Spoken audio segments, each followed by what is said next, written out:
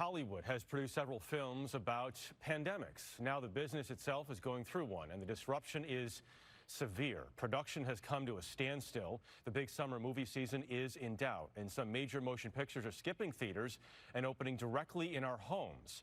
For more on the impact of all this, we're joined by CBS News contributor Derek Thompson, a staff writer at The Atlantic. Derek, good morning to you. So even with some states now lifting restrictions, the question is, will people be ready to go back to the movies with the fear of the virus on people's minds? And then what do theater operators need to do to get people back in those seats? Well, the short answer to your first question is that Americans are not ready to go back to movie theaters.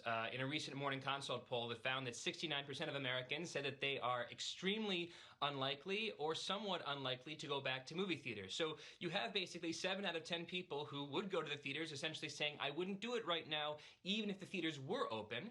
And that's because a virus like this, a plague like this, is a tax on crowds. It's a tax on crowds in movie theaters and restaurants and sports stadiums. And so those are the sort of businesses that are going to take the longest to get back to normal.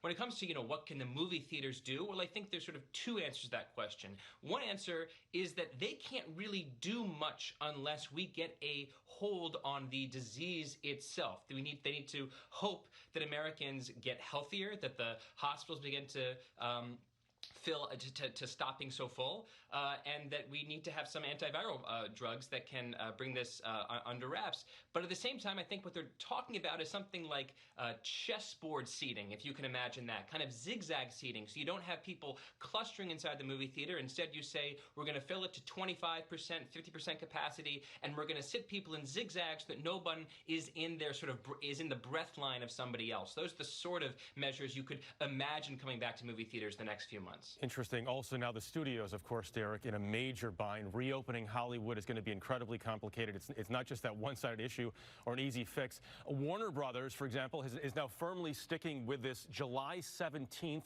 release date of Christopher Nolan's much-anticipated movie Tenet. That is just one in particular. What's the risk there?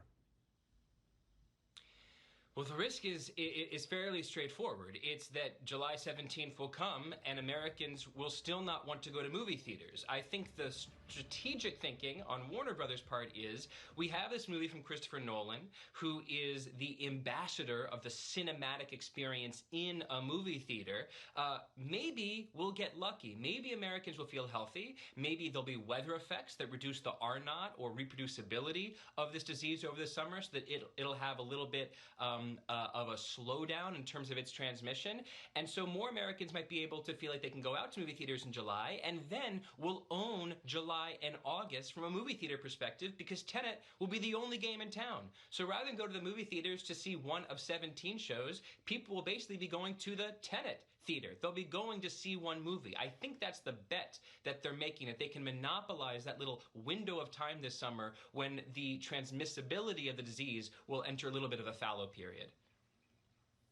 Hey, hi, Derek. Michelle here. On March 11th, Universal released Trolls World Tour across digital platforms, a move that earned the studio nearly $100 million in rental fees in just 3 weeks.